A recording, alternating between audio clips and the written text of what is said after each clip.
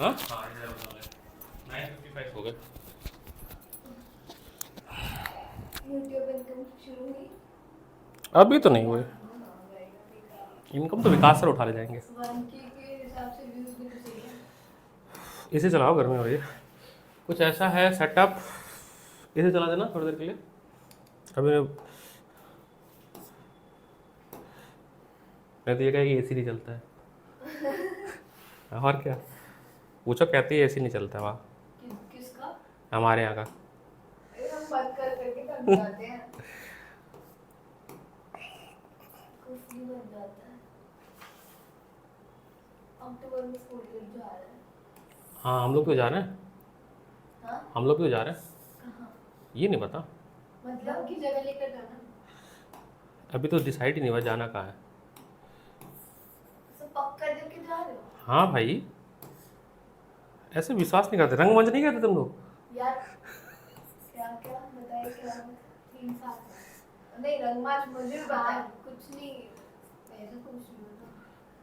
गए थे लेकिन उससे पहले 3 साल से मैं ट्यूशन पढ़ रही थी। हाँ तो अब जाना है ना, फिर से जाना है। रंग की जगह लेके जाना है तो वाटर पार्क 9th में लेके जाते हैं। नॉन बोर्ड क्लासेस में ले जाओ। अक्टूबर में चलेंगे। 2 दिन, 1 दिन की ट्रिप पे कुछ नहीं होता। लिखा girl of mass 40 kg। Sitting machine by a rope 6। मैं जितनी जल्दी खाना खाया हूँ मुझे पता है। 6 मीटर लेंथ है, ठीक है। A person pull the swing to side so that rope make a 60 degree 26th। हाँ हाँ हाँ यही पढ़ रहा है। 26 60 degree with the vertical. What is the gain in potential energy? Actually ना हमारे पास ओसी हाइट नहीं है।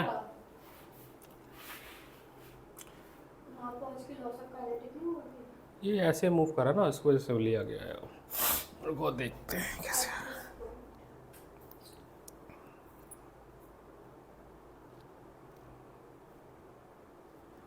अरे ऐसे है, ये बॉल ऐसे रखी थी, सुनो ऐसे है ना, ऐसे स्विंग कर रही है उसके वजह से।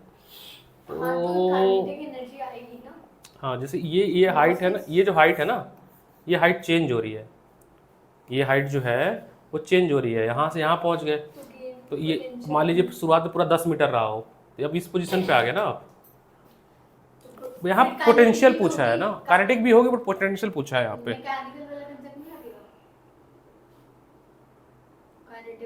केवल टॉस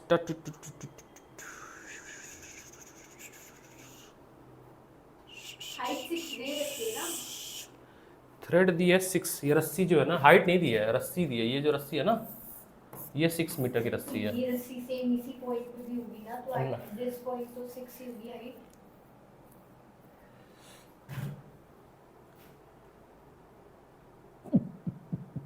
आप इन ट्राइंगल ओ सी ए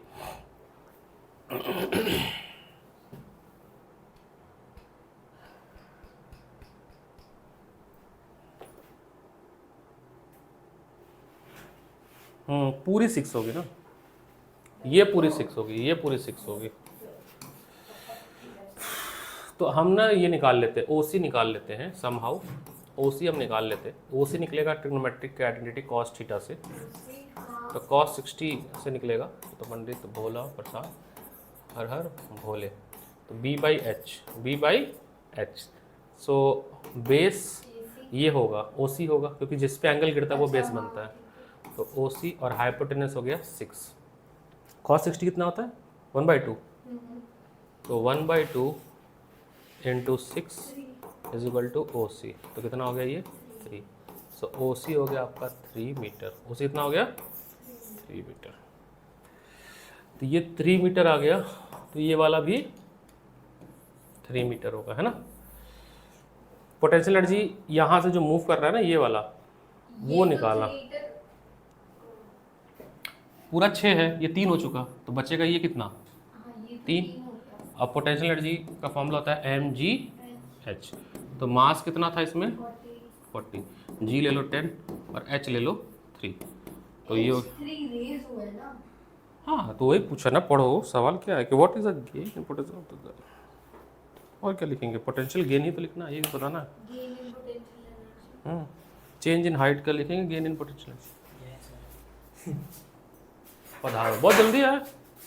हाँ बैठ जा, आराम से बैठो।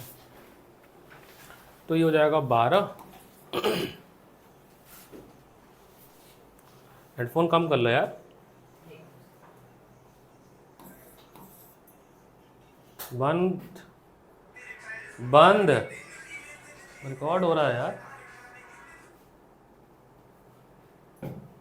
जूल, ये आपकी एनर्जी हो गई 1200 जूल। इसने 9.8 लिया है तो 1176 आया है। क्या है इसमें प्रॉब्लम, थोड़ी है ट्रिकी सवाल ये, बस इतना, ये डायग्राम नहीं समझ। हाँ फिगर में ये था ना, कैसे था देखो, ये पूरी थी रस्सी, झूला देखिए झूला, तो ये 6 मीटर की रस्सी है, झूला है, ऐसे धक्का मार दिया हमने, उसने क्या पुल किया? अरे पुल ले लो, चलो पुल करके छोड़ दिया, जैसे भी किया। तो ये जो 6 मीटर की रस्सी है वैसे घूम के ऐसे गई हवा में, ऊपर गई। तो जब हवा में जाएगी ना तो तुम बेस से लोगे ना तो ऊपर कितनी गई है, तो वो हम निकाल लिए 3 हवा में गई, तो जो हाइट में चेंजेस आई 3, इसके वजह से कितना पोटेंशियल एनर्जी बना है। ये गेन हुआ है। हाँ यही है।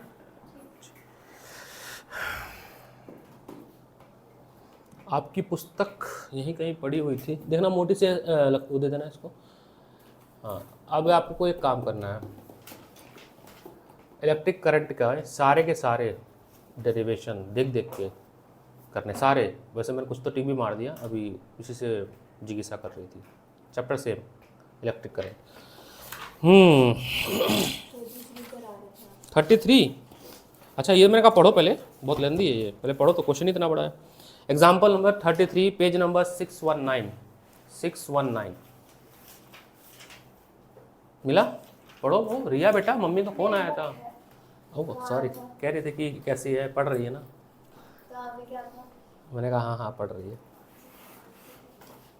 अब वो तो अगर आपने कुछ उल्टा सीधा कहा तो मुझे पता चल ही जाता मेरा फिर ठीक है। आपको कुछ सॉरी किया, आपने किया था मम्मा ने कल। भरोसा कम हो रहा है तुम पे से।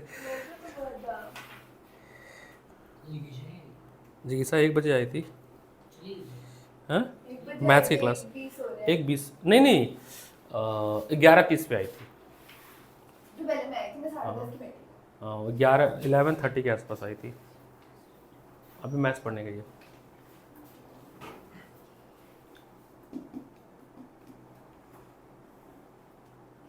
पढ़ लो, समझ आया, मुझे भी समझा देना। और इससे क्वेश्चन बताओ। 36 एनसीईआरटी।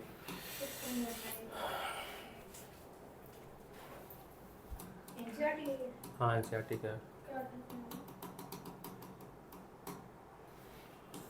पार्ट 2 है ना, पार्ट 1 रिकॉर्ड हो गया था, ये पार्ट 2 है ना।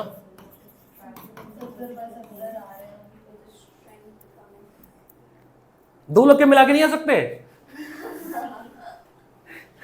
बस 3 लोग के मिला के नहीं आने चाहिए, वो दिक्कत हो जाएगी। 2 लोग के मिला के 70 में 70 हो सकते, 70 हो सकते। 35 बहुत है। बहुत समझा है क्वेश्चन। डे 1 क्या क्या अचीव किया भाई अभी तक हमने, ओए अभी तक हमने कुछ नहीं अचीव किया। हाँ कंजर्वेशन ऑफ काइनेटिक एनर्जी नहीं किया ना अभी, वर्क एनर्जी थ्योरम किया, छोटे छोटे अब और भी किया। काइनेटिक एनर्जी कंजर्व तो वही है, वर्क डन वाला है ना। मोमेंटम मैंने बता दिया, क्वेश्चन के बीच में बता दिया था, कंजर्वेशन ऑफ मोमेंटम। अभी आएगा वापस तो बता दूंगा, कहीं आएगा तो। वैसे ये फोर्स वाले चैप्टर में आएगा है ना, मोमेंटम वाला। बाकी ये बाकी पार्ट करने हैं, अभी करते हैं इलास्टिक कोलिजन वगैरह। इलास्टिक कोलिजन नहीं आ रहा। इलास्टिक तो आ रहा है ना, वो इलास्टिक आ रहा बेटा, आ रहा। सॉल्व करो ये वाला क्वेश्चन सॉल्व करो। आप बोर्ड पे नहीं कराओगे? कराऊंगा, पहले तुम लोग पढ़ तो लो, मेरे को खुद नहीं समझ आया, पढ़ना पड़ेगा ना क्वेश्चन। एनसीईआरटी के क्वेश्चन तो समझ आ रहे हैं। एनसीईआरटी तो करके जाना है।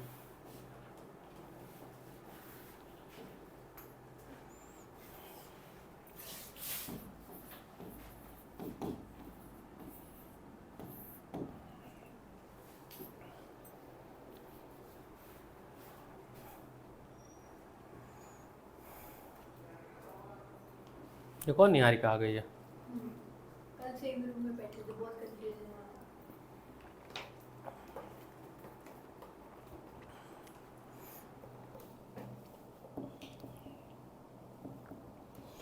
स्लैक क्या होता है? Slack, string becoming slack. सिकुड़ जाना, लूज हो जाना।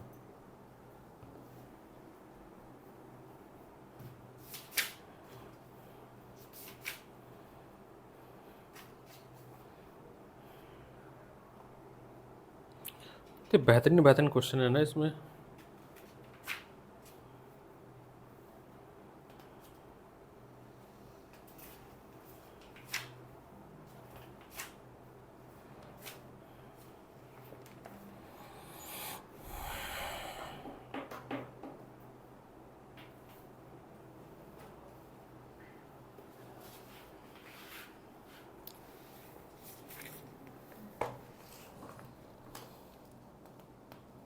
क्वेश्चन पढ़ा, पहला स्टेटमेंट क्या है पता ना? अबव ऑफ मास m है ना? हाँ ठीक है, पढ़ो। इसमें मैं देख रहा था, इसमें कहीं ना कहाँ पे है।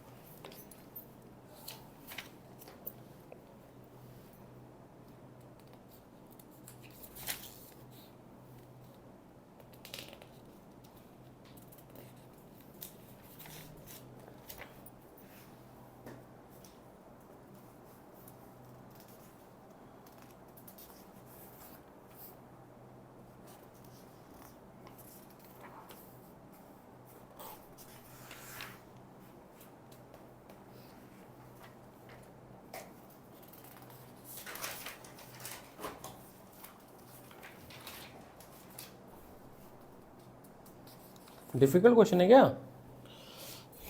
बेटा? डिफिकल्ट है? थोड़ा सोचने लगा है। हाँ सोचो सोचो सोचो, अगर हो जाए तो बढ़िया है। मेरे को इसमें मिल ही नहीं रहा है।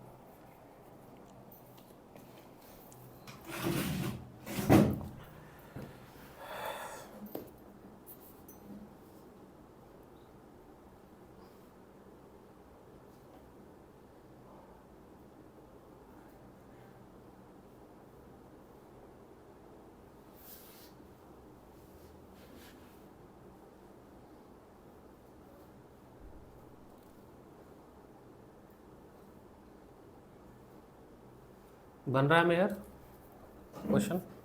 पुष्कर बन रहा है क्वेश्चन? नहीं बन रहा है ये वाला क्वेश्चन? फिर तो बड़ा डिफिकल्ट होगा फिर ये। तो मेरे को इसमें मिला भी नहीं है इस वाले बुक में।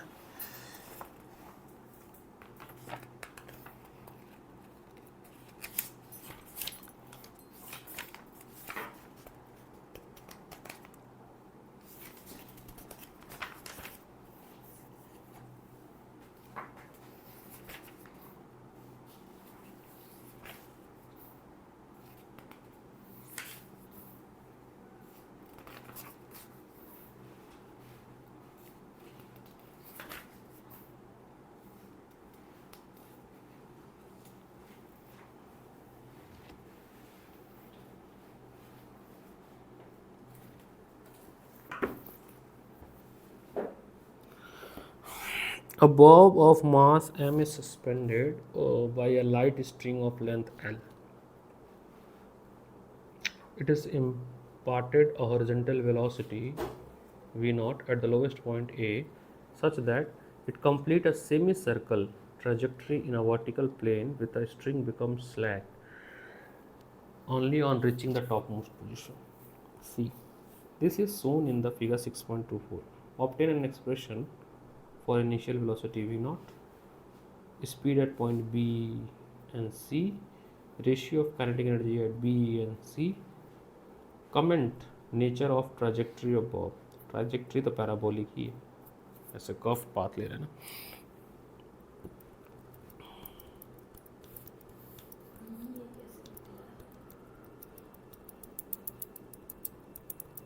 सोच रहे टेंशन भी है इसमें। mg is equal to ma, ये क्या करें हम?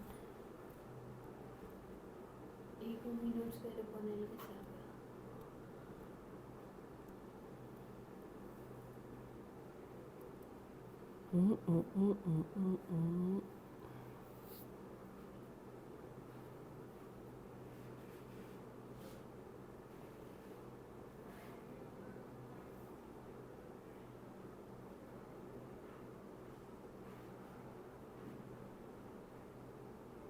एंगुलर वेलोसिटी होता है mv²/r, angular force, centripetal force.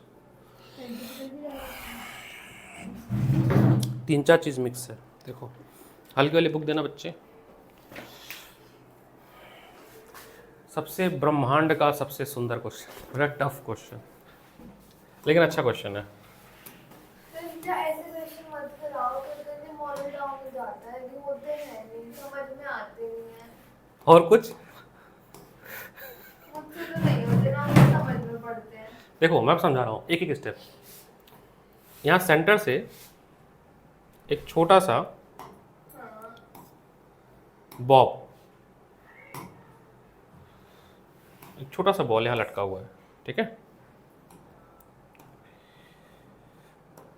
मेरी बात समझने की कोशिश करना। क्वेश्चन कभी कभी एक क्वेश्चन से काफ़ी चीज़ समझ आ जाती है।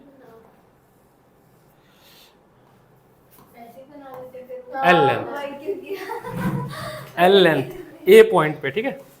जब अभी ये रस्सी से, अभी सिचुएशन, अभी हमने इसको मोशन वोशन कुछ नहीं किया, अभी कुछ नहीं किया, ऐसे ही लटका हुआ है सेंटर से। तो इस केस में समझना, इसका मास नीचे लग रहा है mg और इसका टेंशन इस थ्रेड पे लग रहा है T की बात है। दूसरा, ये मूव करेगा किस पाथ में? सर्कुलर पाथ में, वर्टिकल पाथ। ठीक है। ऐसे करके जाकर यहाँ जाएगा ना, हाँ, यहाँ पे। एक बार यहाँ जाएगा C पॉइंट पे और एक बार जाएगा यहाँ पे B पॉइंट, यही ना। तो जब ये कोई भी पार्टिकल सर्कुलर पाथ में जब मूव करता है, सोना नहीं है बच्चे, तो एक फोर्स होता है जिसको बोलते हैं हम लोग सेंट्रीपिटल फोर्स। क्या बोलते हैं? सेंट्रीपिटल फोर्स, जिसका हमने फॉर्मूला लिखवाया था mv²/r। तो इसमें एक ही जगह ये है। इसमें जो रेडियस है वो L है और जो V है वो V0 है। क्या है? V0। क्या ये घूमते घूमते सर्कुलर पाथ को छोड़ दे रहा है? यानी कि सर्कुलर पाथ में मूव कर रहा है, यानी इसका मतलब जो टेंशन फोर्स है वो बड़ा है किससे? mg से, ठीक। और जो नेट फोर्स होगा होगा सेंट्रीपिटल फोर्स। सेंट्रीपिटल फोर्स होगा mv0²/L। क्या यही था इक्वेशन? ये है आपका सेकंड इक्वेशन। पहला इक्वेशन है, जब ये मूव करेगा तो इसके पास एक काइनेटिक एनर्जी होगी, that is half mv0², where m is the mass of bob. Is it clear यहाँ तक? ठीक है, आगे पढ़ते हैं। ये है at point A, at point A, इसीलिए यहाँ पर ए लिखा गया है, एट पॉइंट ए।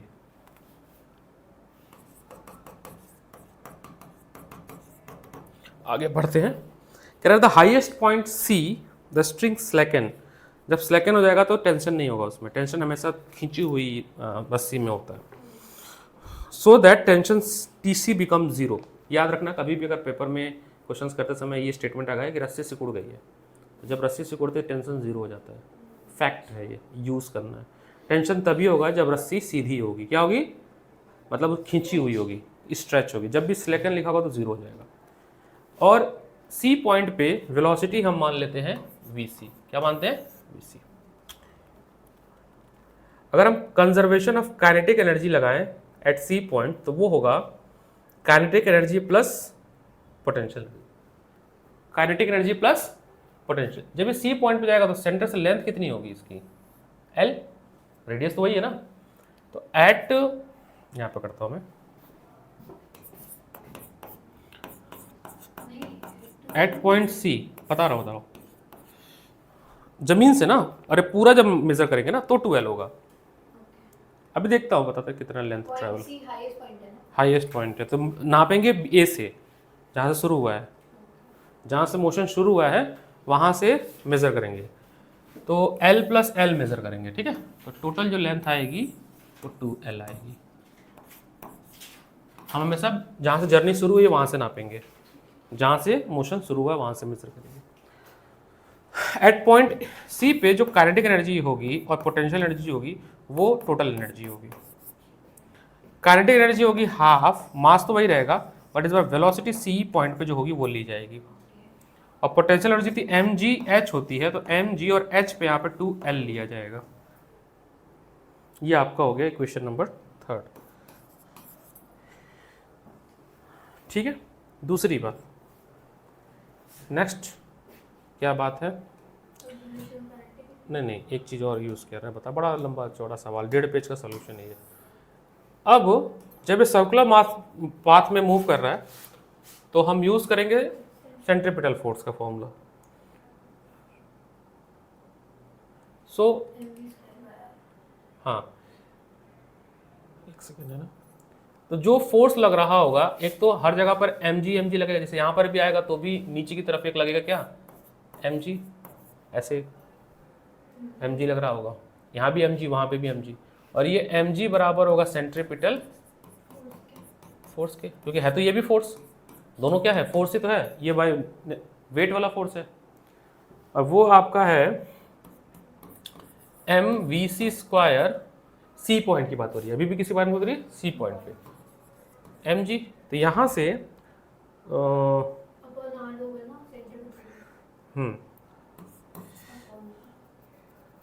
तो यहाँ से कुछ इक्वेशन बनाया गया, क्या बना ये, एम वी सी स्क्वायर, काटना नहीं है, एम जी एल, क्योंकि हम ना वहाँ पुट करेंगे, इस वैल्यू को यहाँ पर सब्स्टिट्यूट करेंगे, इसकी जगह पर, इसकी जगह पर, ठीक है, इस वैल्यू को पूरा एम वी सी स्क्वायर को। तो अब हमारा जो फॉर्मूला बनेगा टोटल एनर्जी का, वो होगा हाफ, और इसकी जगह पर हमने रखा है M G L plus 2mg_L। इसको सॉल्व करेंगे, एलसीएम लेंगे तो 5/2 mg_L, ये आपका टोटल एनर्जी बना है ना।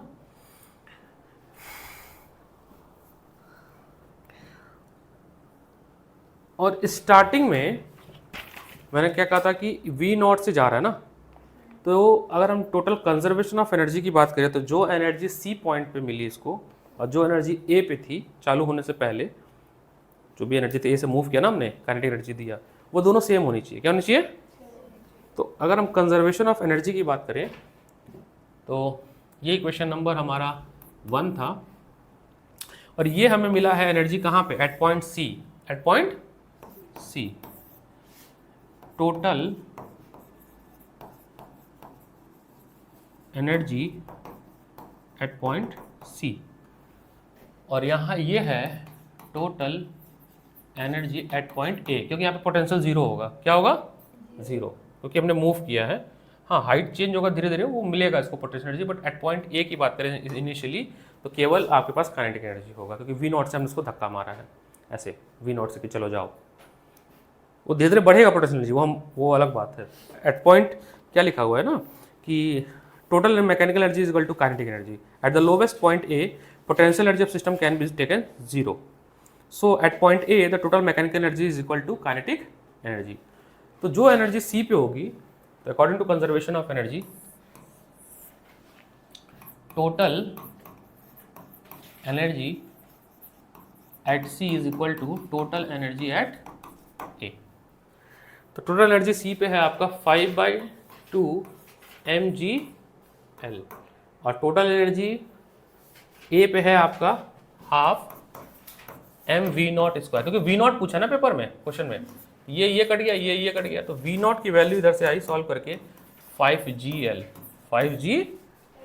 तो पहला सवाल का आंसर आ गया कि V0 जो पूछा था ना फर्स्ट पार्ट, वो तो आ गया। अब पूछा है नेक्स्ट कि आपको निकालना है C पॉइंट पे वेलोसिटी और B पॉइंट पे वेलोसिटी। क्या निकालना है? C पॉइंट पे वेलोसिटी निकालना है, यानी VC निकालना, VB निकालना है। Now for velocity at C, किसी क्वेश्चन में कहीं पे वेलोसिटी आया हुआ है ना, इसको कुछ कर सकते हैं क्या? ये कहाँ गया? सर दर्द नहीं, ये वाला, ये घबराना नहीं है, सब कुछ होगा। इसको हम फिर से लिख रहे हैं यहाँ पे, mg is equal to mvc square. Difficult तो है ये क्वेश्चन, m से m कट गया, तो ऐसे क्वेश्चन आएंगे ही नहीं। अरे तुम्हारे कहने से ये आ गया vc। क्या आ गया? है तो एनसीईआरटी का ना, 5 मार्कर में तो आ ही सकता है। ये vc की वैल्यू आ गई gl, रूट gl। अभी b भी चाहिए। देखो ये जो v0 आई ना बच्चे, पता क्या आई है? वेलोसिटी एट ए आई है, ये वेलोसिटी एट सी आ गई। अब हमें वेलोसिटी एट बी भी निकालना है, तो किस में पुट करें? बी के लिए बनानी पड़ेगी, हैं? बी के लिए बनानी पड़ेगी। नहीं पड़ेगी। एट एनर्जी, सर्कमफ्रेंस से कुछ कर सके तो हाँ नहीं, अगर हम का एनर्जी बी पे निकाल लें, बी पे टोटल एनर्जी होगी काइनेटिक प्लस पोटेंशियल। इसमें दोनों होगी ना, इसके बाद हाँ इसके पास दोनों होगी, और जो पोटेंशियल होगी वो एल लेंथ ट्रेवल कर चुकी है भाई। ये देखा जाए तो एचएल हो गया, ये एल लेंथ, इसका तो हो गया एम जी एल पोटेंशियल, ठीक और काइनेटिक मान लेते हैं वी बी वेलोसिटी से जा रही है, किसने? तो half V B square, half V B square. तो अब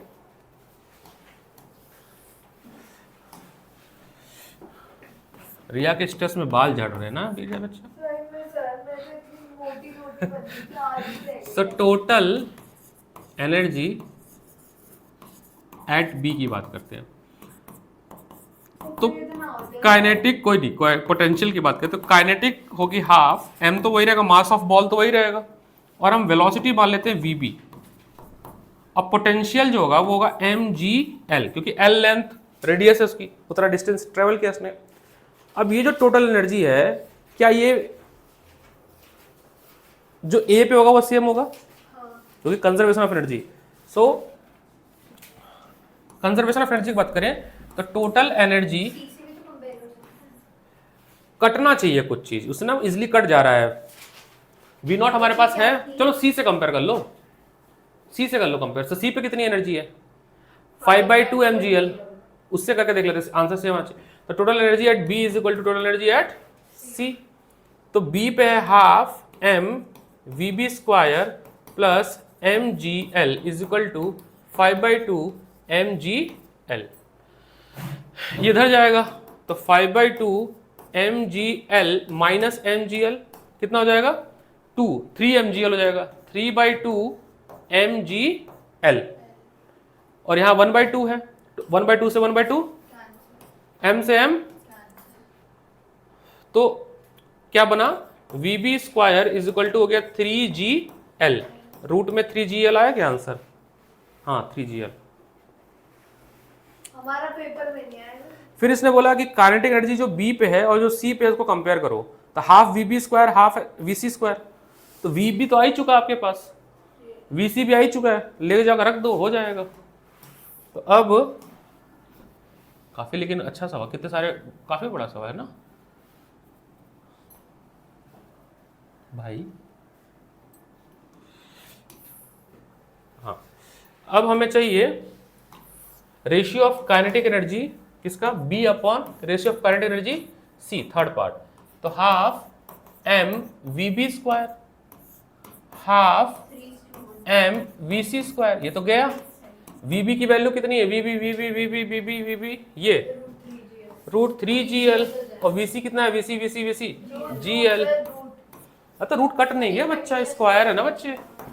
तो 3/1 यानी कि 3:1। वही आता है। अब लिखो potential energy of A spring, Hooke's law. Hooke's law, potential energy in A spring क्या कहता है ये? जब भी हम स्प्रिंग को कंप्रेस या स्ट्रेच करते हैं तो एक रिस्टोरिंग फोर्स लगता है, जो कि उसके साइज को अपोज करता है, जो कि अपोजिट डायरेक्शन में होता है। किसमें होता है? यानी जब हमने कंप्रेस करेंगे तो रिस्टोरिंग फोर्स लगेगा इस तरफ, जब हम स्ट्रेच करेंगे तो रिस्टोरिंग फोर्स लगेगा इस तरफ। ठीक है, जब हम इसको इस तरफ से एक्सटर्नल फोर्स लगाएंगे इस तरफ तो रिस्टोरिंग फोर्स लगेगा Fs, capital Fs, capital Fs। कैसा? नेगेटिव साइन लिया जाएगा, इस तरफ जा रहा है। जब हम कंप्रेस करेंगे, हमारा अप्लाइड फोर्स है F इस तरफ, तो रिस्टोरिंग फोर्स लगेगा इस तरफ, पॉजिटिव। अब अपने पोजीशन से x लेंथ कंप्रेस और x लेंथ स्ट्रेच, तो x is the amount of length, है ना, लेंथ है जो कि स्ट्रेच और कंप्रेस हो रहा है। तो हुक्स लॉ कहते हैं कि जो रिस्टोरिंग फोर्स है वो डायरेक्टली प्रोपोर्शनल होगा -x के, माइनस क्योंकि अपोजिट डायरेक्शन में, जिस तरफ आप जा रहे हो उसके उल्टा रिस्टोरिंग फोर्स लगेगा, इसलिए माइनस है। इस सिंबल को हटाया गया तो यहाँ पर माइनस स्मॉल के एक्स रखा गया, और स्मॉल के को क्या बोला गया, स्प्रिंग कांस्टेंट बोला गया। क्या बोला गया, स्प्रिंग कांस्टेंट बोला गया। वैल्यू तो नहीं दी है। अब जब ये स्प्रिंग को मैं अब यहां से समझिएगा, स्प्रिंग कांस्टेंट की यूनिट पूछी गई थी नीट में। नीट में पूछी गई थी यूनिट स्प्रिंग कांस्टेंट की। तो फोर्स की होती है न्यूटन और एक्स की होती है मीटर, तो न्यूटन पर मीटर। माइनस साइन नहीं लगाएंगे, माइनस साइन तो ये बताने के लिए कि अपोजिट डायरेक्शन में हो रहा है, ये एग्जाम में पूछा गया। अच्छा, जब आप ऑप्शन में तो होगा ना, लेकिन नहीं रहेगा, माइनस साइन रहेगा ही नहीं। मेरी बात समझना, यूनिट्स मिलता है।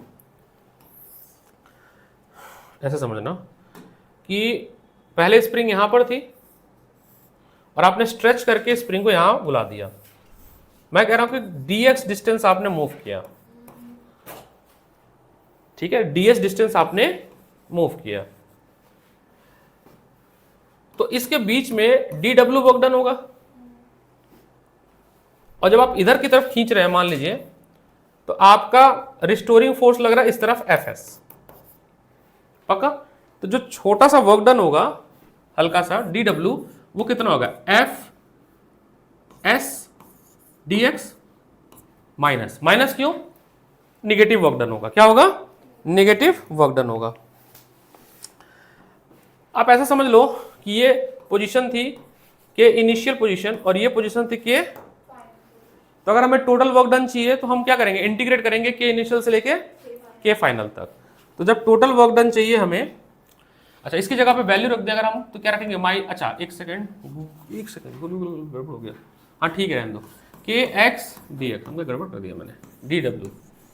अगर हमें टोटल वर्क डन चाहिए तो क्या करेंगे, इंटीग्रेट कर देंगे, कहाँ से, के इनिशियल से लेके के फाइनल तक।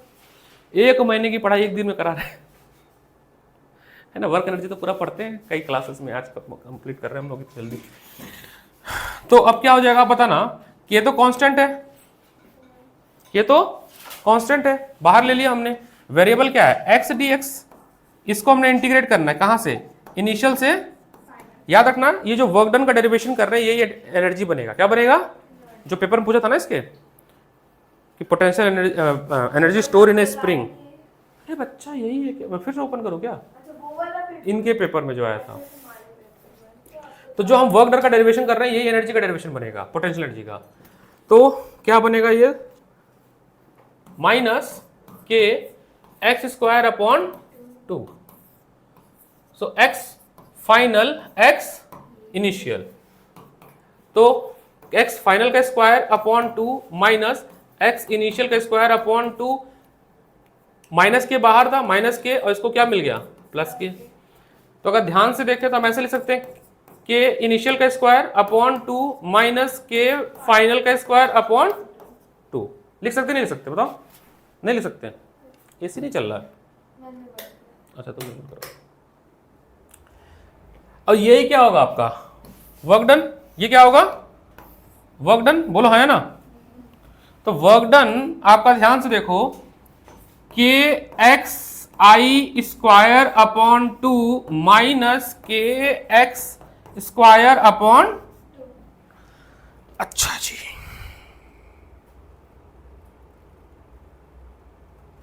अगर बस समझ, एक तो डेरिवेशन ये वर्क डन का हो गया, ये एनर्जी बन जाएगी, यही आपकी बनेगी पोटेंशियल एनर्जी आगे चल के। एक बात समझना, अगर मैंने स्प्रिंग को खींचा और फिर छोड़ दिया तो इनिशियल एक्स आई पोजिशन और एक्स एफ पोजिशन सेम होगा कि डिफरेंट हो जाएगा। तो अगर ऐसा होता है तो जो आपका ये डेरिवेशन है उसमें अगर मैं फिर से यहाँ पर एक्स आई रख दूं तो ये आपस में, तो यानी कि उस केस में वर्क डन क्या हो जाएगा, 0। तो जब आपका एक्स आई और एक्स एफ क्या हो जाए, सेम हो जाए, उस केस में वर्क डन क्या हो जाएगा, 0। सारे डेरिवेशन हो गए, इंटरनल रेजिस्टेंस भी हो गया। लॉ देखें, Ohm's law, drift velocity, Wheatstone bridge, Kirchhoff,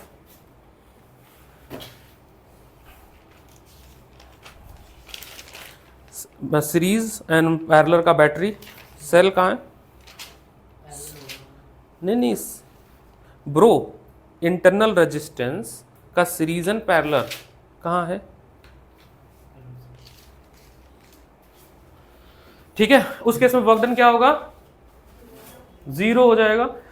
अच्छा, अगर मैं ये बोलूं कि इसी फॉर्मूले में, ये जो फॉर्मूला हमारे पास सेम है, अगर मैं एक्स आई की जगह पर 0 रख दूं, मतलब अपनी पोजीशन पे था, मीन पोजीशन जहां पहले रखा हुआ था, और एक्स एफ की जगह पर मैं एक्स एम लग रहा हूं, वो मैक्सिमम पोजीशन जिसपे आपने स्ट्रेच किया या कंप्रेस किया। एक्स एम का मतलब होता है वो मैक्सिमम डिस्टेंस जितना स्प्रिंग खींच सकती है या कंप्रेस हो सकती है या स्ट्रेच हो सकती है, दोनों में से एक चीज। तो ये फॉर्मूला आप क्या बन जाएगा? ये वाला तो पार्ट क्या हो गया? तो W इज इक्वल टू आपको मिलेगा minus K x M square upon 2। बोलो है ना? अब इसने माइनस साइन पता नहीं कहां भेज दिया, भगवान को दे दिया, आई डोंट केयर, इन्होंने माइनस गायब किया है। ये जो आपको वर्क डन मिला है, this is your potential energy. ठीक है, यही आपके पेपर में था। अब इसमें एक बातें लिखी हुई हैं, 3 पॉइंट्स लिखे हुए हैं। The spring force is position depend has clear has a Hooke law. The work done by spring force depend on the initial and final position. यानी कंजर्वेटिव नेचर है। स्प्रिंग फोर्स कैसा है? कंजर्वेटिव नेचर फोर्स है, क्योंकि close path पे क्या हो गया? 0 हो गया work done. And the work done by spring force in a cyclic is 0। इसमें ग्राफ दिया हुआ है, इस ग्राफ को थोड़ा समझने की कोशिश करो, क्यों ऐसा बना हुआ है। बोर तो नहीं हो गए? नंबर नहीं आएगा, फिर मैं बोर हो जाऊंगा, सोच लेना। इतना जो मैंने मोटिवेशन किया है ना, तुमको 4 घंटे 5 घंटे क्लास में, कभी हाँ 10th में लिया था ना, 10th में बोर्ड के समय लिया था क्लास। ऐसे हाफ ईयरली में कभी इतनी बड़ी क्लासेस लेता नहीं हूँ मैं। 9th में होती थी, बीच में मैंने कम हो गई थी क्लासेस मेरी। ये आपका एफएस है और ये आपका डिस्टेंस है। आपको समझना है, फॉर्मूला थोड़ा याद करो दिमाग में। F X is equal to होता था minus K time X, minus sign आ रहा है, नेगेटिव स्लोप आ रहा है। हुक्स लॉ का फॉर्मूला था बेटा, ये खो जाती है। तो इसका मतलब when you increase force, displacement भी इंक्रीज हो रहा है, लेकिन इसका जो स्लोप आ रहा है वो माइनस साइन के साथ आ रहा है। क्या रहा है? तो आपका जो ग्राफ होगा वो ये वाला पार्ट होगा, नेगेटिव स्लोप। नेगेटिव हाँ, ये नीचे की तरफ एफ एस लेंगे minus. Area under F x graph आपका देता है वर्क डन। क्या देता है? Work done. तो ये है आपका एक्स एम, और इसका जो एरिया होगा ये हो जाएगा K times X M square upon 2, क्योंकि हाफ बेस इंटू हाइट होता है। Let's say this is maximum height, यहाँ पे ले लेता हूँ, this is maximum distance X M. तो ये हाइट हो गया, ये बेस हो गया, है ना। तो आप ये जो आपको होगा के टाइम्स, हाँ ठीक है, स्लोप होता है ना,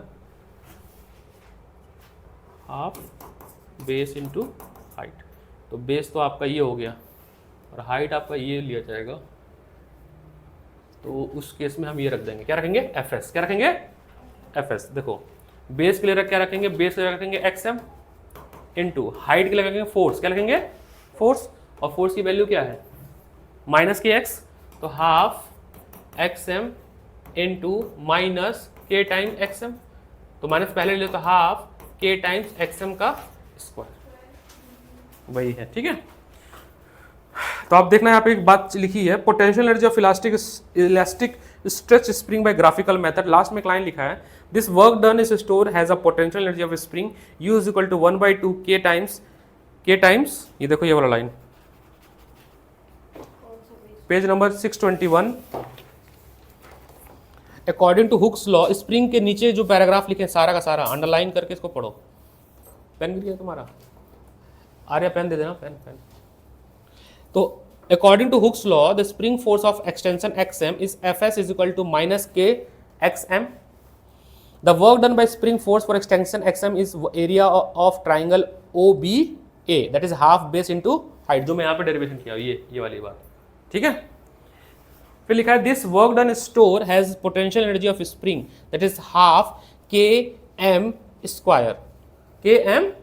यहाँ पर नेगेटिव साइन को देखो इन्होंने प्लस किया क्योंकि अगेंस्ट लगता है, बस हमें मैग्नीट्यूड लेना है तो इसलिए उसके अपोजिट कर दिया, साइन चेंज किया है नेगेटिव पॉजिटिव फॉर्म में। ठीक है, क्या मिला स्कूल से? कुछ नहीं। कहाँ जोशना क्या? नहीं सीबीएसई के स्कूल 1800 कितना लग रहा है? 1800 सब्जेक्ट के प्रैक्टिकल के 1500 नहीं 150 रजिस्ट्रेशन फीस।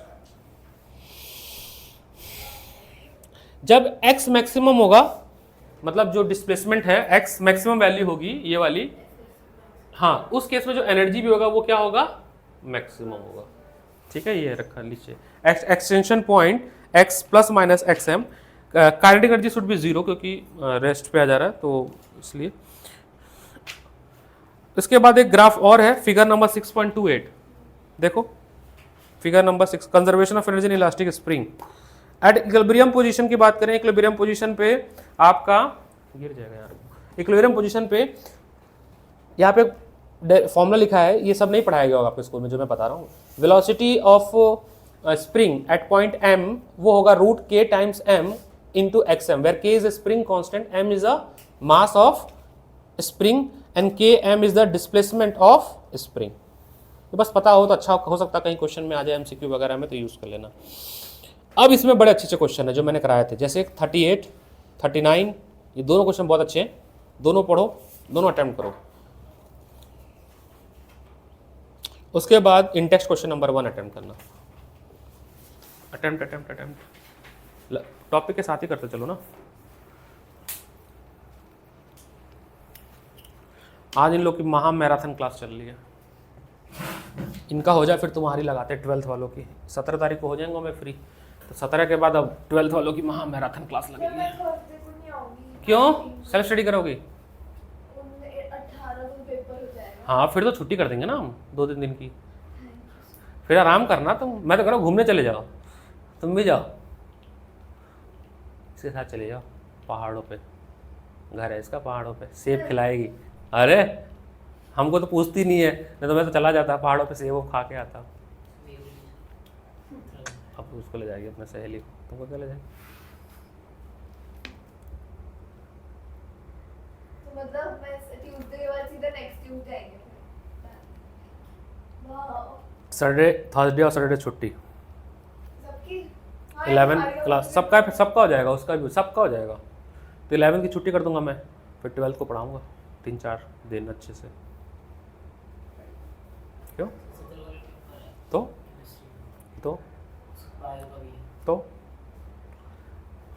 आना 30-35 ही है तो पढ़ लेते हैं। फिजिक्स भी कौन से 70 में 70, 80 में 80 आएगा, आना पूरा नहीं आना है। मैंने तो तुमको दिया है ना, फिर से लाइव बोल रहा हूँ, फिजिक्स में 70 फीस वापस पूरे साल की बोनस। जो बच्चा 12th में 70 में 70 ला दे उसको 1 साल का 30,000 रुपये अनुज सर के द्वारा दिया जाएगा गिफ्ट। रिकॉर्डिंग में बोला हूँ, ले आना रिकॉर्डिंग, क्योंकि इम्पॉसिबल टास्क भी तो है 70 में 70। डिलीट कर दो यार। नहीं मैं डिलीट ही नहीं कर रहा, तुम रिकॉर्ड कर रख लेना, जब ये भी अपलोड कर।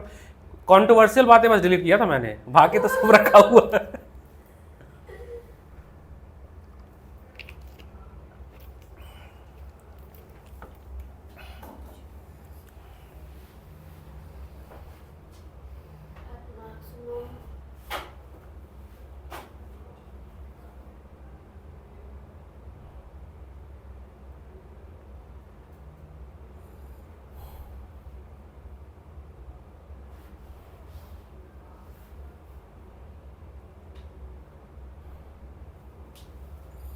बजाज इलेक्ट्रॉनिक्स वालों का मैसेज आया कि आईफोन 16 आ गया और 16 प्लस आया, ले लो। तो बेकार सा है। उनको नहीं पता कि मैं आईफोन नहीं लेता हूँ। आईफोन तो तुम लो, वो तो जल गया, ख़राब हो गया, बेच दिया फिर मैंने उसको बनवा के। 1 साल भी नहीं चला, 1 साल तो चल गया था, 1 साल 2 महीना चला था, उसके बाद वो ख़राब हो गया। फिर मैंने उसको रिपेयर कराया गफ़ार में, फिर मैंने कैसीफाई पे बेच दिया। कैसीफाई वाला कह रहा है आके ऐसे फूक रहा, हमने कहा अबे मोबाइल है, सिगरेट नहीं फूक रहा है इसको, हुक्का समझ के ऐसे फूक रहा है। वो फूक के ये चेक कर रहा था कि जब मोबाइल नया नया खुला होता है तो आप फूको तो ग्लू कमज़ोर हो जाती है, तो अंदर हवा जाती है, और अगर मोबाइल नहीं खुला होगा तो अगर फूकोगे तो हवा अंदर नहीं जाएगी। कह रहा सर फ़ोन खुला हुआ, हमने कहा नहीं खुला हुआ, कह रहा खुला हुआ है सर। हमने कहा ये 500 रुपये निकाला, हमने कहा ये रख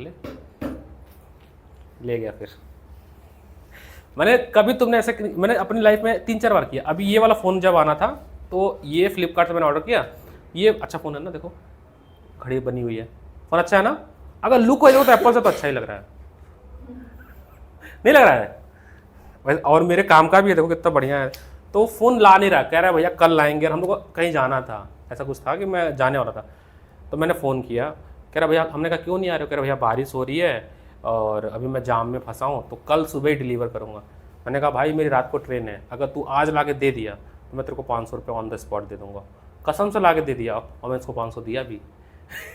मैंने कहा अब नहीं बाढ़ आ रही थी, नहीं भैया गाड़ी तो वहीं पे ही है, वो तो मैं ओला बाइक से आया हूँ। फिर मेरे को रोज दिखता है, कह रहा भैया फ़ोन अच्छा चल रहा था आपका। हमने कहा ये क्या, तेरे को 500 कोई नहीं देगा मेरे सिवा, ठीक है, कोई देता नहीं, तू 3 दिन बाद डिलीवरी करता, कोई बात नहीं। फिर देखो मैंने 500 दिया, कह रहा हाँ भैया पैसे तो कोई नहीं देता है। हे भगवान, वर्क एनर्जी में आपके नंबर अगर आ जाए। अच्छा, ये 12th में बैठा है, इसी से पूछता हूँ, फर्स्ट हाफ ईयरली में तुम्हारे पूरी क्लासरूम का एवरेज मार्क्स और हाईएस्ट मार्क्स कितना? तुम्हारा तो नहीं पूछूंगा, मुझे पता है। वो पूछने की जरूरत भी नहीं है, बता। तो पास हो गया ना, तुम पास हो गए थे, और एवरेज मार्क्स क्या था क्लास का? 30-35। सलमान स्किल का बता रहा है, देख रहा है? ऐसा गलत नहीं बोलता हूँ मैं। लेकिन ठीक है, आप लोग अनु सर से पढ़ रहे हो, IITian सर से पढ़ रहे हो, 5-5 घंटे की मैराथन क्लासेस ले रहे हो, आपके 50 आ जाएंगे। देखो मैं ये चाहता हूँ, जैसे 37 मार्क्स हाईएस्ट था मैथ्स में, तो मैं ये चाहता कि रिद्धमन का ही 37 होता तो मेरे लिए वो अवार्ड विनिंग होता। उसका 32 है, मतलब पास हुआ है, सेकंड हाईएस्ट है, सेकंड हाईएस्ट मतलब वही पास हुआ, 2 ही बच्चे पास हुए, तो वो सेकंड रैंक हो गया, 37 वाला फर्स्ट रैंक हो गया। 80 में से मैथ्स में 80 में से 2 बच्चे पास, क्यों 2 बच्चे पास हुए 37 में से, 35 बच्चे फेल हो गए, और जिसमें से एक बच्चा यहाँ का पास हुआ, एक फेल भी हुआ, यहाँ यहीं का एक फेल भी हुआ, दोनों बताया जाता है, कभी अच्छी बुरी बातें भी बताई जाती है। और उसके 32.5 आए, तो 32 मान के चलो। और उसके पास होने का पीछे ये भी रीज़न था कि टीचरों के नज़र में गुड बुक्स में था वो, है ना, क्लास का कुछ मॉनिटर वॉनिटर टाइप के भी होगा कुछ, तो उसको बोला गया चलो भाई एक बच्चे इसको पास कर देते। कोई घबराने की बात नहीं है, नंबर कम आएगा कोई दिक्कत नहीं है, ऐसा सोचा करो, मान लो 40 नंबर हाईएस्ट गया और आपके 35 आए, तो हाईएस्ट ही 40 गया ना, क्या दिक्कत है? अगर आप यही IIT में होते ना, तो IIT में क्या था, जो हाईएस्ट मार्क्स होता है उसी को हम लोग 100% मान लेते हैं, समझ गए? जैसे 100 नंबर का पेपर हुआ, और मैंने ना एक सब्जेक्ट लिया था advance partial differential equation, maths का एक चैप्टर, जो हम लोग जो एक चैप्टर पढ़ते हैं ना, वो मेरा सब्जेक्ट था एक, मतलब उसी पूरी। तो जो सर थे हमारे, हम लोग का वैसे बेस 40-40 का बेस था, जिसमें से हाईएस्ट ही मतलब कुछ 40 नंबर गया था, तो वो उस 40 को A ग्रेड मिला, मतलब टॉपर बना, और उसके नीचे जो था उसके हिसाब से परसेंटेज बनना, तो ग्रेडिंग सिस्टम होता है ना, तो जो बेस बनाया गया, जो 40 नंबर मिला, तो 40 को 100 मार्क्स में कन्वर्ट कर दिया गया, समझी मेथड? अब मान लो मेरे 30 मार्क्स है, तो इस 40 के हिसाब से 30 है ना, तो मैं 90 में आया। तो आप ऐसे सोच लेना अपने आप को मोटिवेट करने के लिए, लेकिन मार्क्स अच्छे होने चाहिए, ये नहीं कि सब फेल हो रहे हैं, हम भी फेल हैं, तो फेल नहीं होना है। क्लास में जो हाईएस्ट बनेगा उसके आसपास रहो, या तुम्हारा ही हाईएस्ट बने तो और अच्छी, उससे बढ़िया अचीवमेंट। देखो अगर हाईएस्ट हो गया तब तो सब पूछेंगे कहाँ पढ़ते हो, कहाँ पढ़ते हो, अब फेल हो गया तो भी पूछेंगे कहाँ पढ़ते हो, कहाँ पढ़ते हो, दोनों कैसे पूछेंगे? ठीक है, तो फेल में मत बताना कि अनुसार से पढ़ते, हाईएस्ट बता देना, है ना, फिर बैच बाय बैच मेरे पास आएगा। मैंने एक स्कीम निकालना है मेरे को, इस हाफ ईयरली के बाद जो बच्चे फेल होते हैं और मेरे जो कंपटीटर इंस्टीट्यूट में पढ़ रहे हैं बच्चे, वहाँ फीस दे चुके होंगे पूरा, उन सभी बच्चों को मैं फ्री पढ़ाऊंगा। कैसा स्कीम है? अच्छा स्कीम है ना? तो नगाड़ा पीट देना कि जितने भी कंपटीटर मेरे हैं, हेलो, जो जहाँ पढ़ रहे हैं बैठो जी, वो ब्रेक पे क्यों जाओगे तुम? 1 बजे तुम गई मैथ पढ़ने, 2 बज रहा है, तो 1 घंटे ब्रेक चाहिए तुमको। ये बच्चे देखो, ये 10:30 नहीं 10:45 की आई हुई है, 10:30 बजे मैं आया हूँ, ये 11:30 पे, 11:20 पे, 20 पे, 11 पे, हाँ चलो तुम्हें आधे घंटे का ब्रेक दिया जाता है, फिर तुम मिलोगी। अभी हम पढ़ेंगे चैप्टर 5।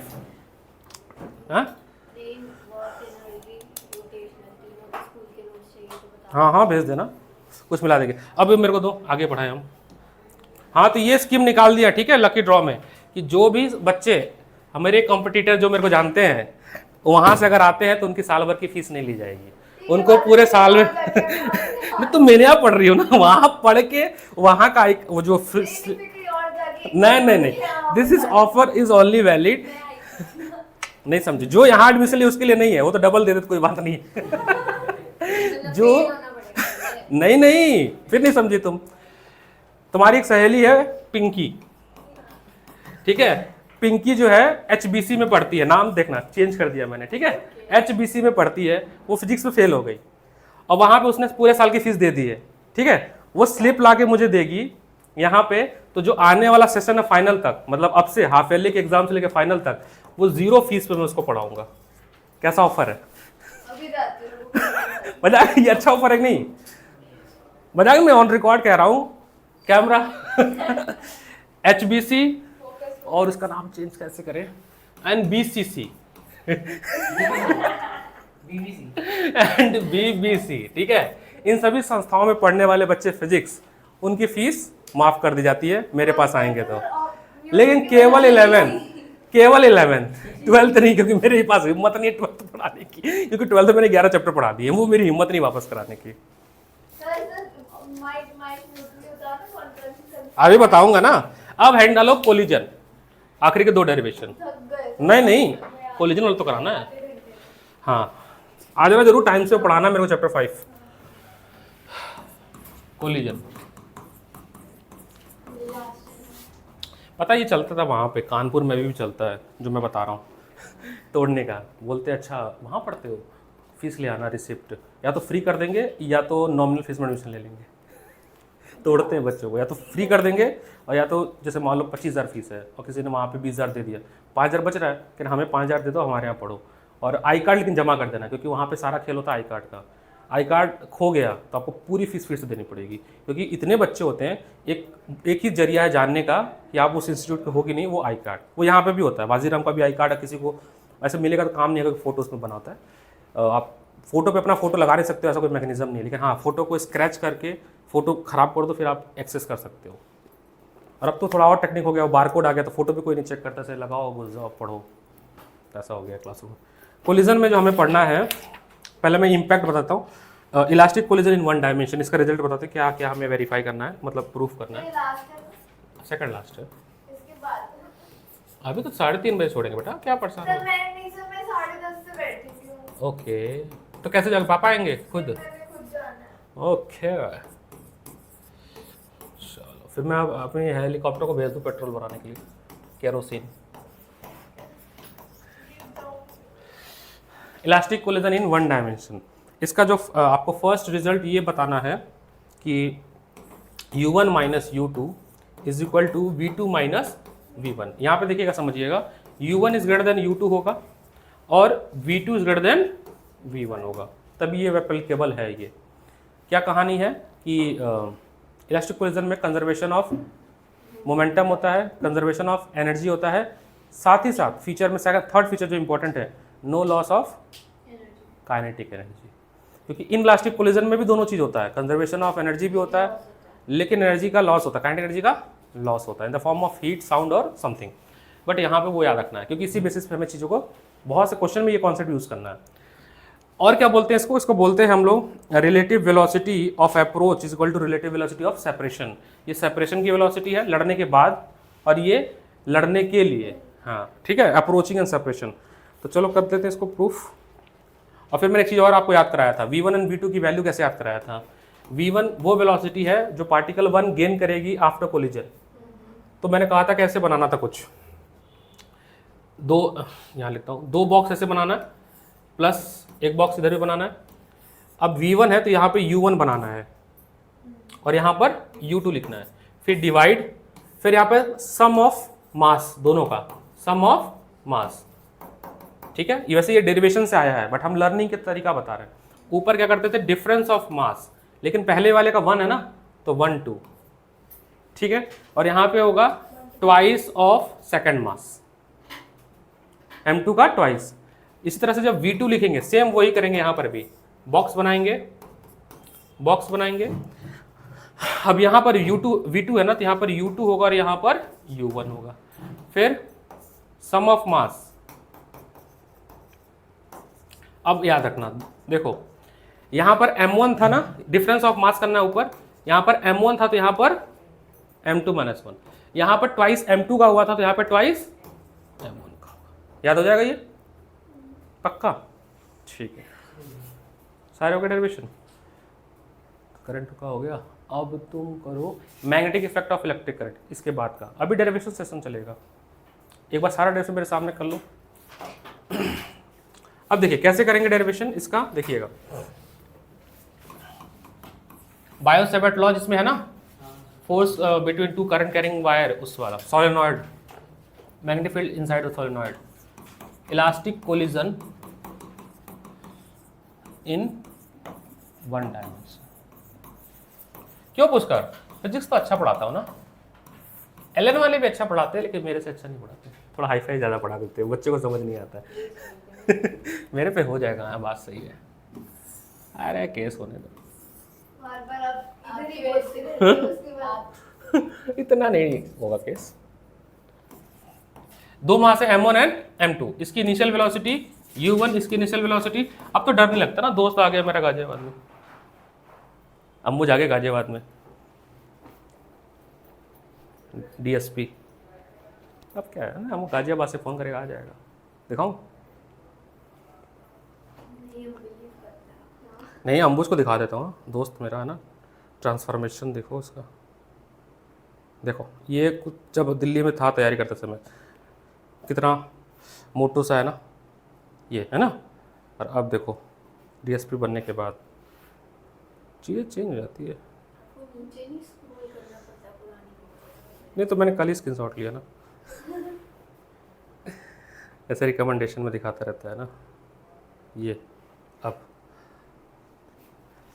ज़्यादा नहीं, 1 साल का ही डिफरेंस, 1 साल में सारा। हाँ ट्रेनिंग इतनी हार्ड होती है। अब तो पोस्ट हो गई, हाँ ट्रेनिंग खत्म हो गई, 1 साल की ट्रेनिंग थी इसकी, अब तो एक पोस्ट। साल की ट्रेनिंग होती है। हाँ ये एक बहुत, साल की नहीं होती। नहीं नहीं ठीक है। आफ्टर कोलिजन, कोलिजन होने के बाद मास तो वही रहेगा m1, वेलोसिटी हो गई v1, मास m2, velocity v2।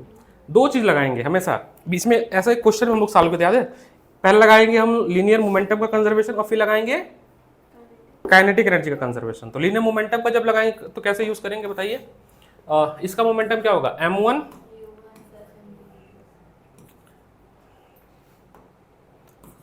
u1 plus m2 u2, और इसका क्या होगा? m1 v1 plus m2 v2। 1 1 वाले एक तरफ, 2 2 एक तरफ, तो m1 u1 minus m1 v1, m2 v2 minus m2 v u u2 है ना, u2। यहाँ से m कॉमन लेंगे m1, तो u1 minus v1 is equal to m2 common लेंगे, सो v2 माइनस u2। हमारे पास ये लड़का भी तो है, इसके भी तो चाचा डीएम है, तो चाचा डीएम है ना, इसका चाचा डीएम बन गया, ये भी लड़का हमारा पहुंच वाला है, कोई दिक्कत नहीं है, पंगे लेने में बताना। ठीक है। और काइनेटिक एनर्जी की बात करें तो ये हो गया किससे? Conservation of linear momentum, by conservation of linear momentum. अब conservation of kinetic energy, conservation of kinetic energy, तो by conservation of kinetic energy. तो पहले का होगा half m1 u1 square first वाले बॉडी का before collision, half m2 u2 square first वाले body का आफ्टर कोलिजन, फर्स्ट वाले बॉडी का half m1 v1 square, half m2 v2 square, half common लेके काट दिया जाए, v2 v2 m2 v2 m1 v1, half common लेके काट दो, और जितने भी 1 1 वाले उसको एक तरफ लाओ, 2 2 वाले को एक तरफ लाओ। इसको क्वेश्चन नंबर 1 लिख लेते हैं। तो जब हम लाएंगे तो ये बनेगा आपका, देखो समस्या क्या है ना, जब हम देख रहे होते हैं तो हमें लगता है हमें आ जाएगा, बट जब हम पेन चला के नहीं करेंगे तो पेपर में रिकॉल नहीं होगा और आपको पता नहीं चलेगा और आप गलतियां करते चलोगे, लिखते इतना गलतियां करोगे कि मैं क्या ही बताऊं। इसलिए आपको लिख लिख के करना है। ठीक है, 2 क्वेश्चन बने। अब आपको क्या करना है, डिवाइड करना 3 से 2 को, या जैसे भी कर लो, आपस में इनको डिवाइड कर दो। 1 से 2 से कर दो, 2 से 1 कर दो, जो मर्जी समझ आए। कॉमन लेके एक स्टेप कॉमन भी लड़ना, अभी ये कंप्लीट नहीं हुआ है, इसको कॉमन लेंगे, अभी ये कंप्लीट नहीं हुआ है। कर लिया कॉमन। हाँ, तो यहाँ से m1 कॉमन लेंगे तो u1 square minus v1 square is equal to m2 common लेंगे तो v2 square minus u2 square. अब a square minus b square है, a plus B A minus B open हो जाएगा, फिर डिवाइड करना। इसमें केस ये लेना है ना कि 1 ग्रेटर देन इक्वल। हाँ लिखा था ना स्टार्टिंग में मैंने, हाँ हाँ u1 बड़ा है u2 से, v2 बड़ा है v1 से, भूल गया मैं क्या करना था मेरे को। u1 minus v1, u1 plus v1 is equal to m2, v2 minus u2, v2 plus u2।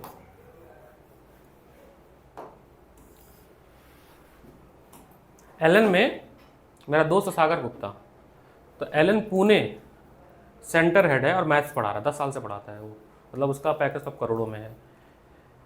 Maharashtra में जितने एलन हैं उनका एक ही सेंटर है, हेड है सागर गुप्ता। तो इतना आसान है मेरे को एलन में नौकरी लेना, क्यों नहीं ले रहा हूँ?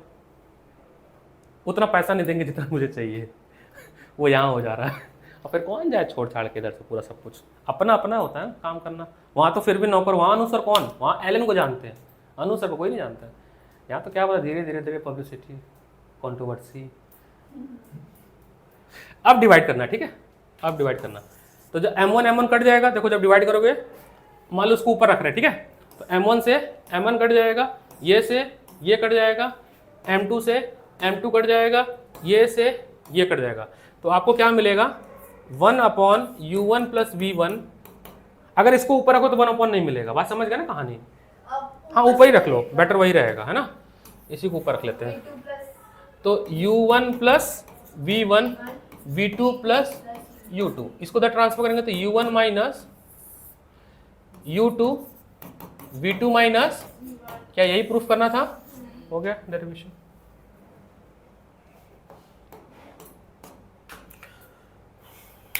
इतना बड़ी क्लास लेगी, ये बोर्ड ही हैंग हो जा रहा है वो भी कह रहा है छोड़ दो। ना भाई, अभी तो एक डेरिवेशन और करना है।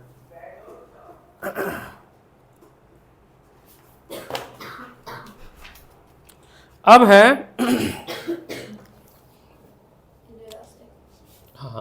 हाँ perfectly in elastic collision in 1 dimension, जिसमें हमें शो करना है लॉस ऑफ काइनेटिक एनर्जी। तो एक बार अपने पुस्तक को देखिए, पढ़िए, समझिए और इसको खुद से करने की कोशिश करिए। पढ़िए, perfectly in elastic collision that is loss of kinetic energy आपको शो करना है।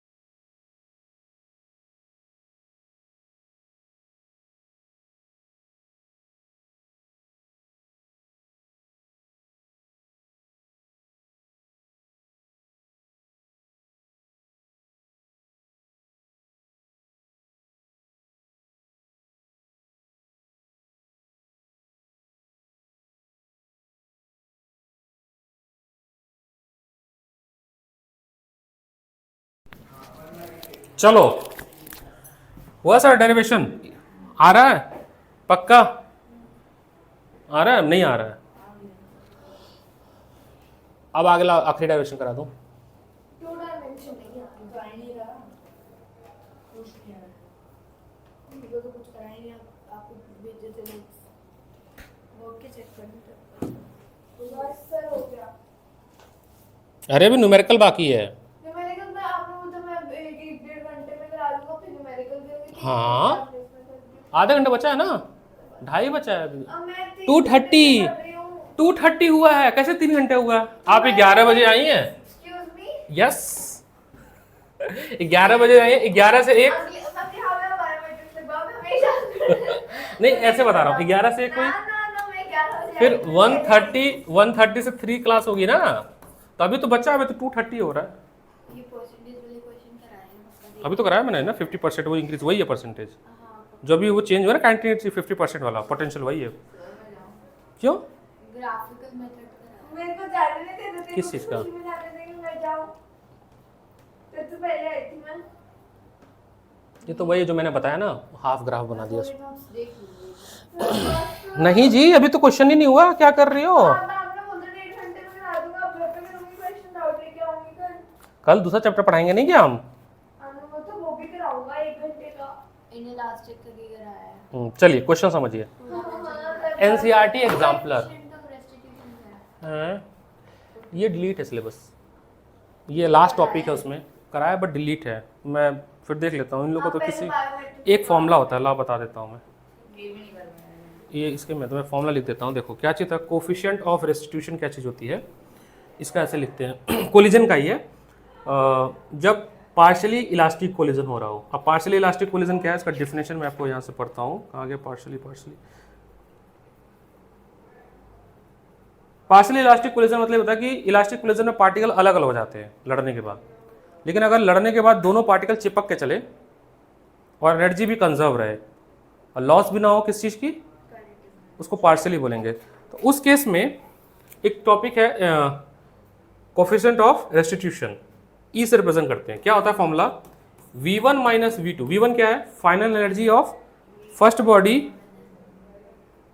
ठीक है पहले मॉड लिया गया फर्स्ट बॉडी का final velocity mod upon U1 minus U2 mod अब इसी को ऐसे भी लिखा गया क्योंकि एक निगेटिव होगा तो बाहर आ जाएगा वो गलत लिखा उन्होंने V1 minus V2 upon U1 minus U2 क्या होता है the coefficient of restitution give a means of degree of restitution of collision defined as ratio of magnitude of relative velocity of separation ये क्या है रिलेटिव वेलोसिटी सेपरेशन ये क्या है relative approach इनके रेशियो को हम बोलते हैं कोफिशिएंट ऑफ रेस्टिट्यूशन ये जो ई की वैल्यू है ना ई अगर 1 आ जाए क्या आ जाए उस केस में जो कोलिजन होगा वो परफेक्टली इलास्टिक कोलिजन होगा अगर ई की वैल्यू लेस देन 1 हो जाए और 0 से बड़ी मिले उस केस में इनइलास्टिक कोलिजन होगा अगर ई की वैल्यू 0 हो जाए उस केस में परफेक्टली इनइलास्टिक कोलिजन हो जाएगा और अगर ई की वैल्यू ग्रेटर देन 1 हो जाए उस केस में सुपर इलास्टिक कोलिजन होता है अब ये सब क्या क्या है सुपर इलास्टिक परफेक्टली इलास्टिक तो पेज नंबर जब यहाँ पे आएंगे 32 पे तो 6 तरह के कोलिजन दिए हुए हैं जिसमें 1 dimension collision super elastic collision मतलब ऐसा कोलिजन जिसमें चिथड़े उड़ जाए इंसान के मतलब बम फट जाएगा ना तो अलग अलग डायमेंशन में जाएगा और काइनेटिक एनर्जी क्या हो जाएगी in such collision there is a increase in kinetic energy जैसे bursting of crackers when it's hit in the floor collision is energy बहुत ज़्यादा बढ़ जाती है ठीक है perfectly inelastic collision when two bodies stick together after collision and moves has a single body when common जैसे दो चीज़ जैसे टकराई टकराने के बाद ये दोनों मूव करने लगी इसको बोलते हैं परफेक्टली इनइलास्टिक कोलिजन तो ये इसी की वैल्यू के हिसाब से दिया गया है पढ़ लेना कुछ है नहीं थ्योरी है इसका अरे रुक जाओ अभी कहाँ खत्म हुआ बेटा एक दो क्वेश्चन एक दो क्वेश्चन और एक क्वेश्चन आखिरी हाँ 7 बजे तो आओगी 7 बजे क्लास 4 बजे प्रैक्टिस के लिए ना या फिर घर पे कुछ तो घर पे घर ही पे कर लेना एक किताब ले जाना यहाँ से ये नहीं करूंगी मैं ये ऐसा लगा करो ये नहीं होगी एक क्वेश्चन है एनसीईआरटी एग्जाम्पलर का तो जैसा कमिटमेंट था ना एनसीईआरटी एग्जाम्पलर सब तो कवर हो जाए ना कहने के लिए एक क्वेश्चन टच कर ले एक में क्या हो रहा है? तो फिर 3-4 और कर लेते हैं। NCERT exemplar. भाई आप लोग का वर्क एनर्जी का कल टेस्ट होगा, समझ, पढ़ाऊंगा भी और टेस्ट भी लूंगा, क्योंकि अब जो चैप्टर वो उतना कल बोरा बस्ता उठा के हाँ हाँ हाँ हाँ कोई दिक्कत नहीं। मैं तो तुम लोग को 7 बजे तक रोकना चाह रहा हूँ, पुष्कर रुकेगा 7 बजे तक, है ना पुष्कर? ले देखो जाए। हाँ तो उसका पेपर था आज, सोचो खाना खाया कि नहीं खाया हो, तो जाके खा के फिर आ जाना। अरे यार ऐसा भी नहीं, खाना तो चाहिए। देखिए लिखा है a body of mass given है, a body of mass is 0.5 kg travel in a straight line, travel in a with velocity a x to the power 3/2 where a is 5, ये तो अजब ही यूनिट दिया है यार, ये क्या में इससे कुछ एक्सेलरेशन का यूनिट थोड़ी ना होता है, मिसप्रिंट है। है ना सब गलत। नहीं नहीं कुछ वो मैं सही कर दे रहा हूँ। The work done by net force, आपको W निकालना है, क्या निकालना है? W, और x इज इक्वल टू 0 से लेके x इज इक्वल टू 2 तक। कैसे सॉल्व करोगे बताओ? इंटीग्रेट तो करोगे, वो सही दिया था, इंटीग्रेट तो करोगे लेकिन यार इंटीग्रेट किसको करना होता है वर्क डन में? करना तो वैसे x को होता है ना, f dx ये इंटीग्रेट करना होता है, तो f तो बाहर आ जाता है। बट समस्या ये है यहाँ पे कहाँ पे वेरिएबल है क्या कहीं पे, इसलिए मैं कह रहा हूँ अच्छा क्वेश्चन है। नहीं समझना भी, कुछ भी नहीं समझ आ रहा है, सुनो ये क्वेश्चन देख के समझ आ रहा है कि हम इंटीग्रेट करेंगे कि नहीं करेंगे। आ तो रहा है क्योंकि ये है, लेकिन वेरिएबल नहीं है। कहीं दिया है क्या f is equal to something x time something, दिया है क्या कहीं पे? तो हमें निकालना है वो। कैसे निकालेंगे सोचो, थोड़ा v को ध्यान से देखो। हाँ बोलो, कुछ कह रहे थे, बोलो। इंटीग्रेट करेंगे v को कैसे इंटीग्रेट करेगा गुरु?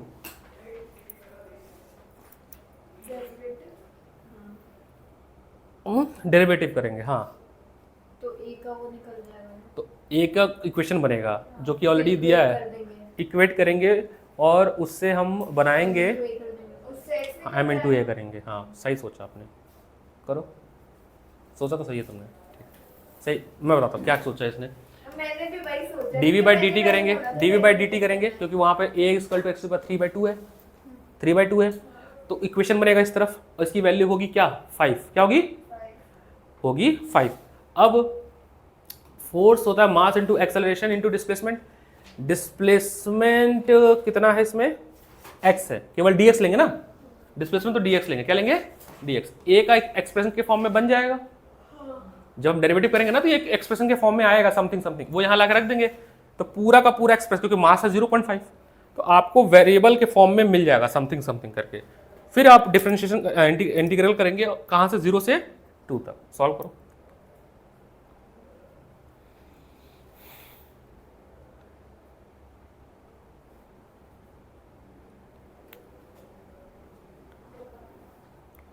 ये बड़ा खतरनाक है, काहे खतरनाक है हम बताते हैं, करो बताए। यहाँ पर डेरिवेटिव का भी एक कॉन्सेप्ट लगेगा। सोचो ये एनसीईआरटी एग्जाम्पलर का था, ऐसा तो नहीं फालतू क्वेश्चन है, पेपर में आ सकता है। आते हैं यार, एग्जाम्पलर से बोर्ड में आते हैं यार। एनसीईआरटी और एनसीईआरटी एग्जाम्पलर तो करना ही पड़ेगा, वो नहीं करोगे तो महापाप है, फिर तो माता रानी की पहले कृपा। ऐसे उन्होंने किया तो महापाप है, फिर एनसीईआरटी नहीं की तो महापाप है, अब एग्जाम्पल भी नहीं की तो भी महापाप है। कोई बात नहीं, चले जाएंगे। ये क्यों गलत होगा? अभी कर लो, फिर बताता हूँ गलती क्या होगी। होगी ना, चलो फिर बताइए। नहीं ये कर रहे, करने दो, सॉल्व कर दो, अटेम्प्ट तो करने दो। रिया कल तुम नोटबुक नहीं भूलोगी, मैं फ़ोन करूँगा मम्मी को कि इसकी कोई नोटबुक है जो बार बार भूल जाती है तो रख दीजिएगा।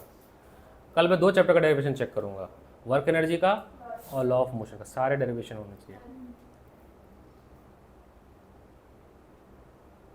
नहीं बना करोगे।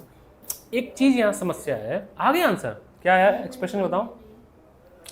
देखो गलती क्या है, अरे गलत क्या होगा, एक डेरिवेटिव में कॉन्सेप्ट होता है कंपोजिट फंक्शन का, क्या होता है जो यहाँ लगेगा। अब वो क्या चीज़ होती है? आप क्या कर रहे हो सर, आप बड़ा ध्यान से देखना। आप कर रहे हो dv बाई dt, तो आप इस तरफ जो कर रहे हो वो dx बाई dt होगा। x का फंक्शन है ना, ये वाला फंक्शन किसका है? x का है। तो जब भी दो अलग अलग फंक्शन होते हैं तो देखिए उसका इंटीग्रेशन कैसे होता है मैं ऊपर समझाता हूँ।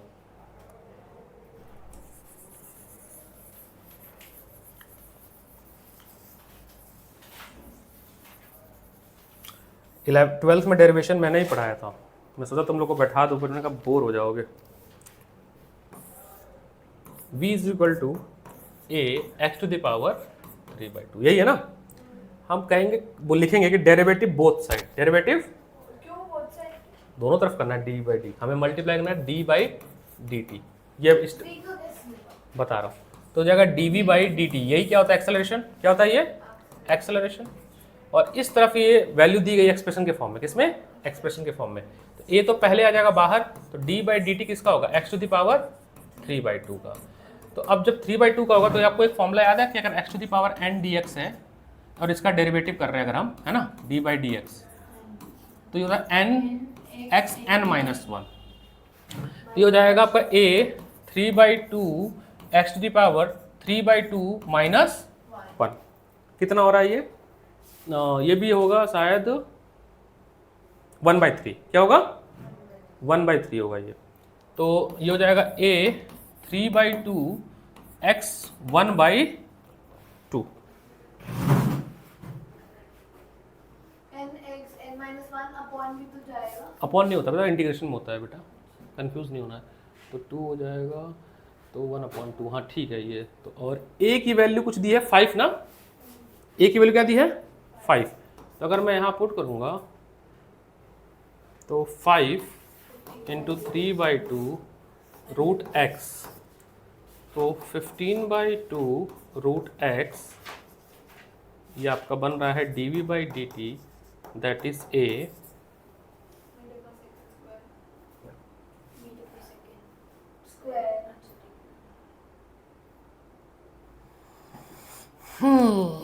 ये तो थोड़ा सा। अब मैं आपको एक बात बताऊं, जान के हैरानी होगी, ये MCQ है।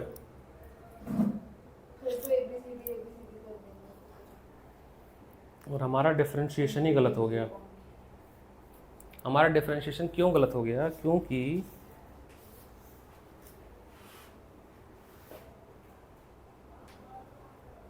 डिफरेंशिएशन ही गलत हो गया गुरु।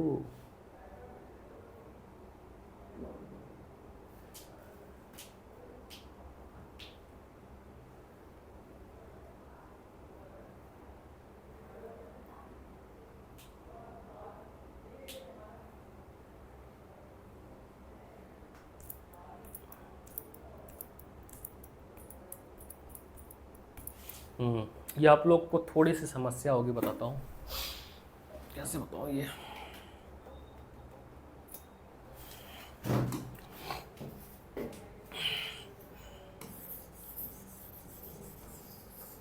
अब इसके लिए पूरा एक चैप्टर लगेगा समझाने के लिए, जिसको बोलते हैं कंपोजिट फंक्शन। एक राउंड जब भी हमारे पास कुछ ऐसा होता है, इधर वेरिएबल अलग होता है और इधर वेरिएबल अलग होता है, तो मेरा प्राइमरी तो ये डेरिवेटिव है, तो इस वाले को जो x to the power something आपने किया, उसके बाद एक बार और डेरिवेटिव करते हैं जिसके ऊपर पावर है, यानी एक और डेरिवेटिव होगा, इसको चेन रूल बोलते हैं, dx/dt। नहीं, dx/dt बनेगा जो बेस है। ये पूरी वैल्यू जैसे थी, जैसे कि आपका ये था a 3/2 x to the power 1/2 dx/dt। अब dx/dt जो होता है वो होता है वेलोसिटी। क्या होता है? वेलोसिटी की वैल्यू क्या है? ये, यानी इसकी जो वैल्यू है वो है a x to the power 3/2। इसको उठाकर यहाँ रख देना। वो तो हो गया, उसकी जगह अगर हम नहीं बेटा, ये कहते हैं ना अधूरा ज्ञान बहुत ही खतरनाक है ना, बहुत ज़्यादा खतरनाक, जिसकी कोई सीमा नहीं है। क्यों? कंपोजिट फंक्शन का डेरिवेटिव एक पूरा का पूरा कॉन्सेप्ट है। नहीं कराया।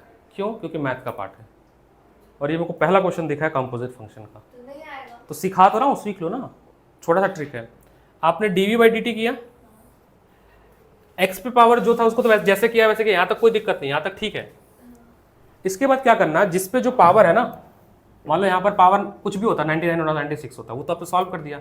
जिस चीज़ के ऊपर पावर है, आज के लिए सीख लो, पेपर के लिए कभी कंपोजिट फंक्शन पढ़ाया जाएगा, उसको एक बार और लिख देना dx/dt मल्टीप्लाई के साथ। किसके साथ? अब dx/dt होता है वेलोसिटी। क्या होता है? जिसकी वैल्यू दी है a x to the power 3 by, वो यहाँ पर रफ में किया कि dx by dt क्या होती है, वेलोसिटी। तो जो आपने मल्टीप्लाई किया था उसकी जगह पर ये वैल्यू एक और लिख दी मैंने, dx by dt की जगह पर देखो ये लिखा है मैंने a x to the power 3 by 2, देखो ध्यान से लिखा है कि नहीं लिखा है।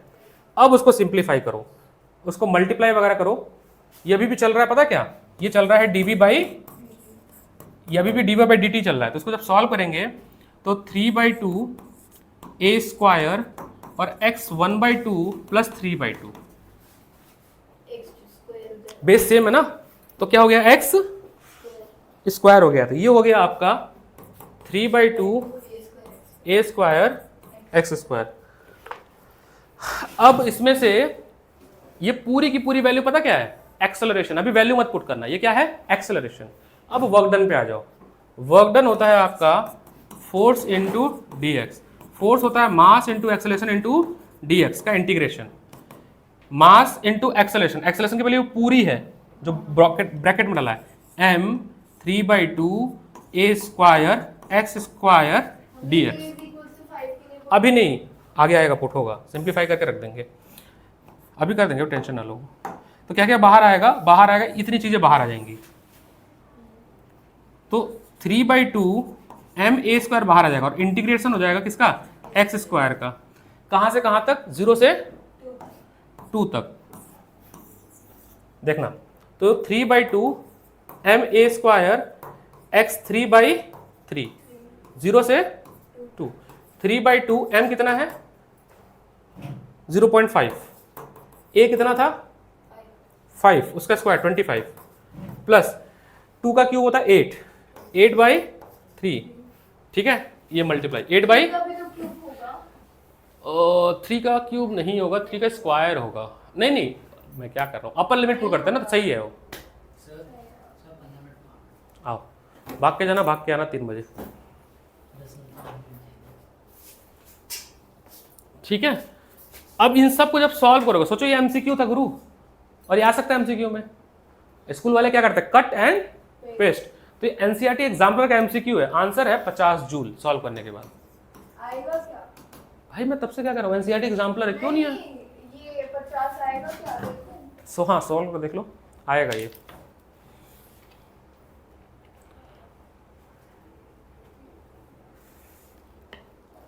आएगा, क्यों नहीं आएगा, आना ही चाहिए।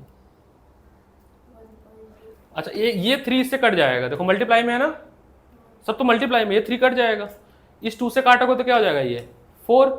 अब ये क्या होता है 100, 25 इंटू 4 क्या होता है 100, और फिर 5 से करेंगे तो 50 जूल। ये ऑप्शन में था, दैट इज बी। सोचो ये रहा इस बुक में, एमसीक्यू फॉर्म में है, इसलिए करा था कि एमसीक्यू लगाना है आपको, एनसीईआरटी के भी लगाने हैं, एनसीईआरटी एग्जाम्पल के भी लगाने हैं।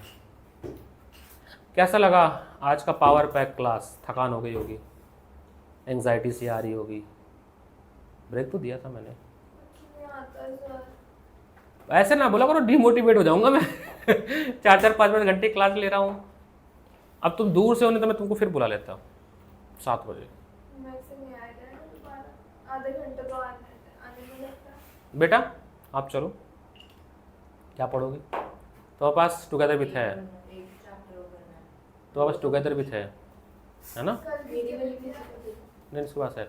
उससे आपने सारे एमसीक्यू एसएसएन रीजनिंग एनसीईआरटी के एग्जाम्पलर के बुक के करने हैं, उसके बाद लॉ ऑफ मोशन के डेरिवेशन करने हैं।